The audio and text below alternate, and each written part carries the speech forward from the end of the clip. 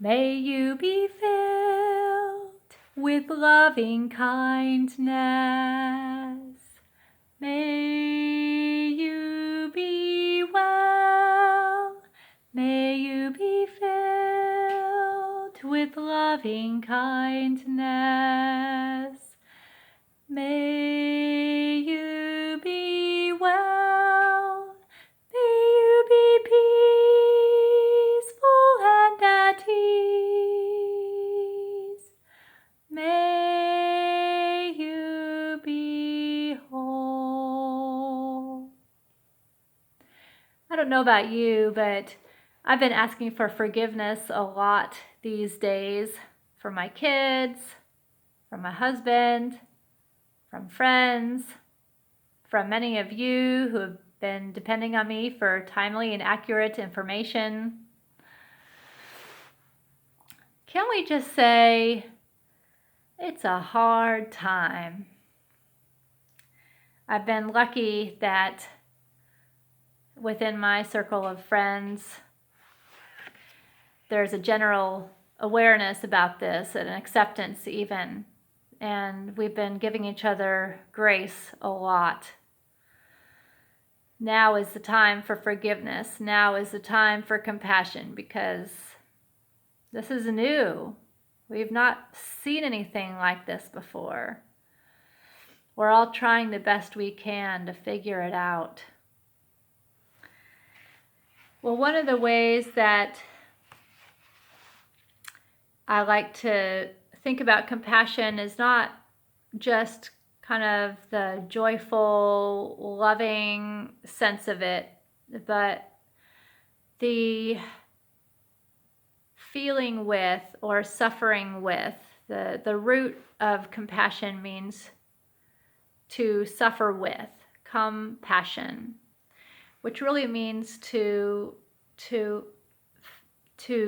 be there with someone in how they're feeling, to meet them right where they are. And if I do that for myself, if I offer myself compassion, one of the first feelings that comes up is grief. Grief around not being able to go to Asheville over my birthday weekend in March and see my family there. Anticipatory grief for not knowing when I'll be able to see my family in Seattle or Asheville or anywhere.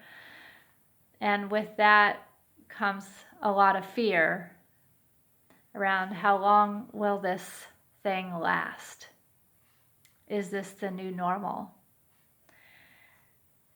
Grief for all the hard things that require this extra forgiveness and extra compassion. Grief for the loss of connection with friends. Grief for all the desperation that is very present in Macon and in our larger world. People without enough food to eat and without any jobs or ability to work enough hours. There is a lot to grieve. One of my friends posted on Facebook that helps me to just recognize the grief of this time of abnormality, just the grief of this hard time, just grieving that in general. She posted this poster that says, "Normal human responses to a global pandemic that do not need to be pathologized or treated as abnormal." And just to offer a few of the many that's listed here: food and eating challenges and difficulties, resurgence of compulsive or addictive behaviors, feeling exhausted, fatigued, unmotivated, lethargic, hyperfocus, surges of energy, keeping doing to distract, immune system depleted, other illnesses starting, chronic flares. I think that in the midst of this pandemic, one of the first responses we can have is compassion. Compassion for ourselves, for others, for our world. And with that compassion, just recognition that this is a hard time, that we are all grieving this change, this loss of normalcy, and to give each other grace and forgiveness and compassion.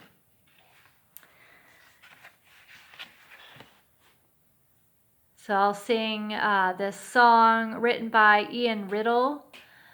It's in our hymnal, number 1031. If you want to sing with me or just start to sing it throughout your days.